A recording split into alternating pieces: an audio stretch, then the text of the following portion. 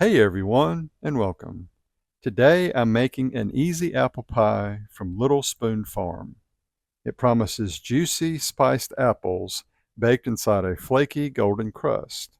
No mushy apples or soggy crust, just a classic fall dessert done right. So stay with me and we'll get started.